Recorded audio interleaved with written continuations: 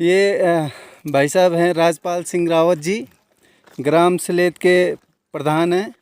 और इनकी गतिविधि देखते हुए हमें बहुत अच्छा लगा। ये जैसे हम लोग भी मामा कोट में अभी पूजा में आ रखे हैं, तो काफ़ी लोगों से मुलाकात हुई, प्रधान जी से भी मुलाकात हुई। और आगे की विकास की प्रक्रिया में गांव के लिए क्या क्या आगे वो हो रहे हैं, हम उनसे जानना चाहेंगे कि हाँ आगे क्या है गांव के विकास के लिए आपके पास।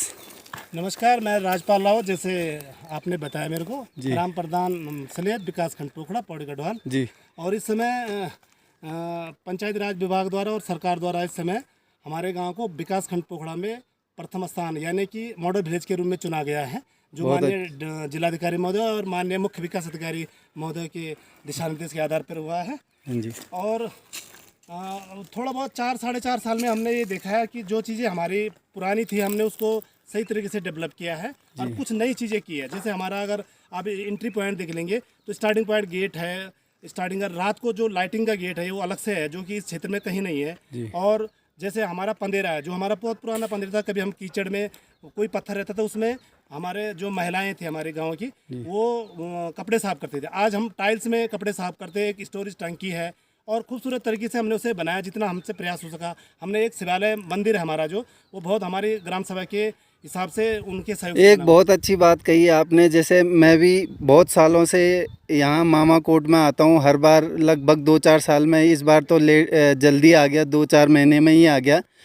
एक तो जो लिया खाल से इधर गेट बना हुआ, उस पर हमने पहली बार देखा कि वेलकम टू सिलेत, जो पहले नहीं था। पंदेरे में मैं नहाने गया तो वहाँ पे भी मतलब मुझे बहुत मतलब विकास या डेवलपमेंट जो भी हुआ बहुत अच्छा लगा वहाँ पे।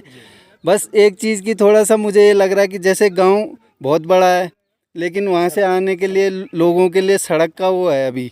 तो इसके प्रति गांव वालों का क्या विचार है, आप क्या सोचते हैं? लोगों से क्या बात करके आपको क्या लगा कि हो सकता है कि सड़क बनेगी?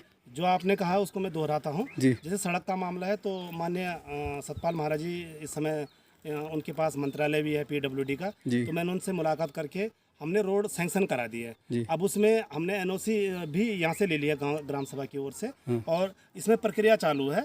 जैसे डीपीआर बनती है, डीपीआर बनती है तो शासन में जाएगी और मेरे हिसाब से 2 या 3 महीने में हमारी रोड स्टार्ट हो जाएगी। 2 या 3 महीने में मेरे को लगता है ऐसा, जो मेरा आंकलन है, जो कर्मचारी अधिकारियों ने मेरे को बताया। तो जो गवर्नमेंट के हिसाब से अगर मान लो वो लाइन खींचते हैं, किसी का ज़्यादा खेत जाएगा, किसी का कम जाएगा, तो आपको क्या लगता है सब लोग राजी हो जाएंगे उसमें? हम इस विषय में कम से कम 2 या 3 बार बैठक कर चुके हैं और ग्राम सभा की सहमति से ग्राम सभा के सभी सम्मानित सदस्यों के हस्ताक्षर भी हो चुके हैं उसके। अच्छा। तो वही वो एनओसी हमने जो नो ऑब्जेक्शन सर्टिफिकेट है वो हमने सरकार को दे दिया, शासन को दे दिया है।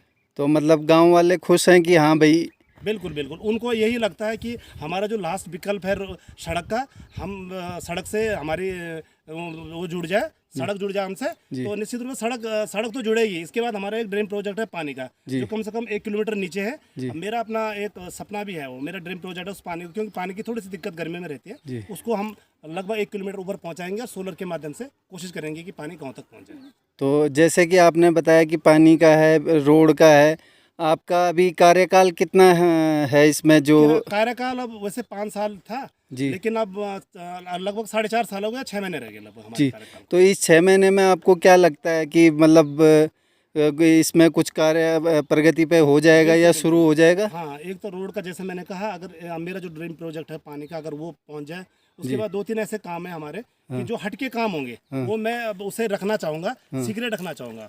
वो मतलब सरप्राइज हो गया, हमारे जो 2-3 काम रहेंगे। और आप देखते हैं, अगर हमारा वहाँ व्यू पॉइंट और पार्क है, जो इस क्षेत्र में कहीं नहीं है, इस पूरी विधानसभा में पार्क नहीं है। बिल्कुल बिल्कुल। लगभग अभी तक 2 साल में 7 या 8 हज़ार लोग आ गए। और पर डे लगभग 100 या 150 लोग रहते हैं वहाँ। मुझे भी बहुत अच्छा लगा, लेकिन जो कमियां गांव वाले सोचते हैं कि भाई यहाँ हमें ये चीज़ें चाहिए या वो ये सुविधा नहीं मिल पा रही है, मुझे भी महसूस हुआ। क्योंकि हमने भी अपने ये कोरोना काल में अपने गांव में खुद अपने पैसे मिला के हमने गांव तक अपनी रोड बनाई।